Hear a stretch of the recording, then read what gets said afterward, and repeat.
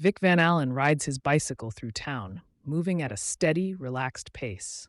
He returns home where his wife, Melinda, is preparing for another party.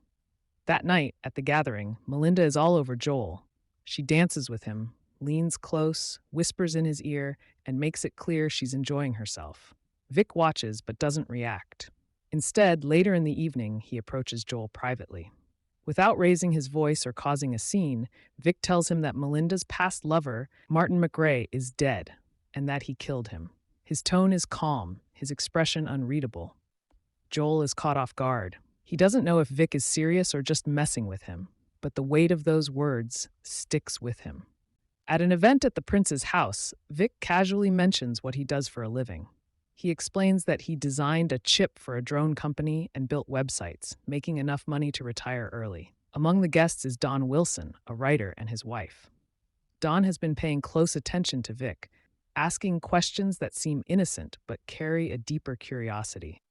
Later in the evening, Vic steps onto the dance floor with Don's wife. He moves with her, holding her close, knowing exactly what he's doing. Across the room, Melinda watches, her expression shifting.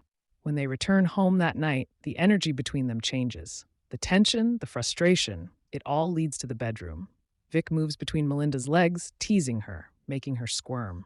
He eats her out slowly, taking his time, before finally giving her exactly what she wants.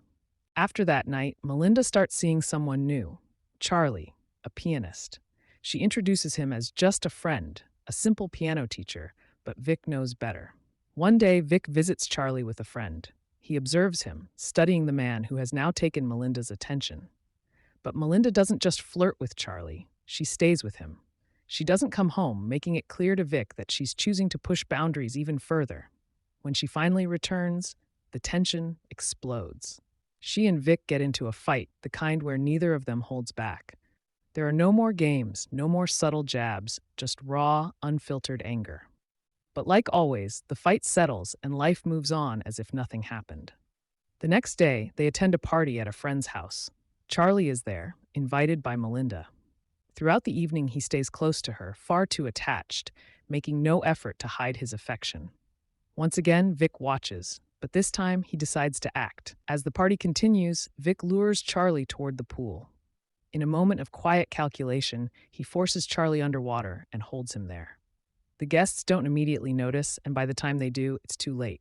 It looks like a tragic accident. No one can prove otherwise, and Vic is let go. But not everyone is convinced.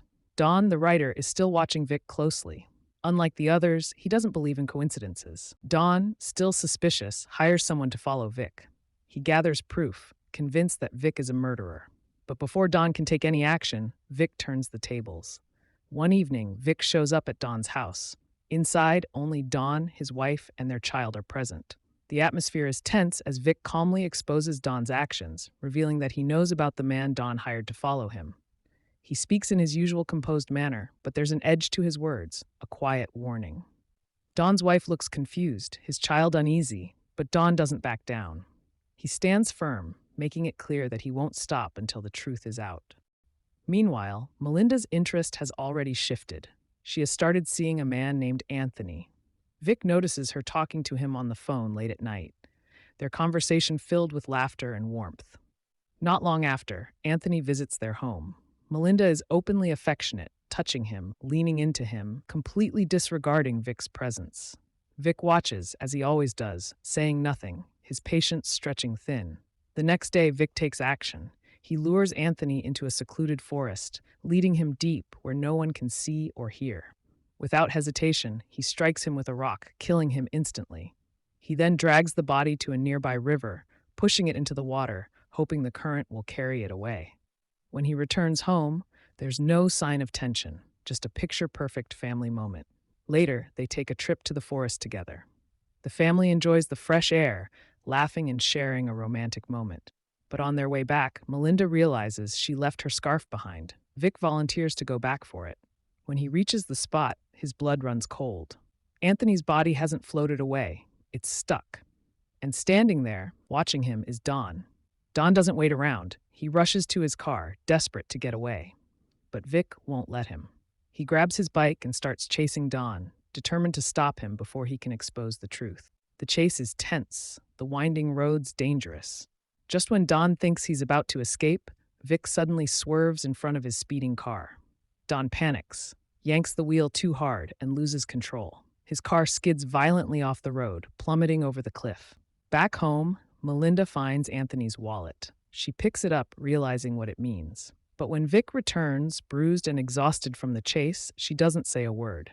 She looks at him, then simply goes back to their routine. Life continues as if nothing ever happened.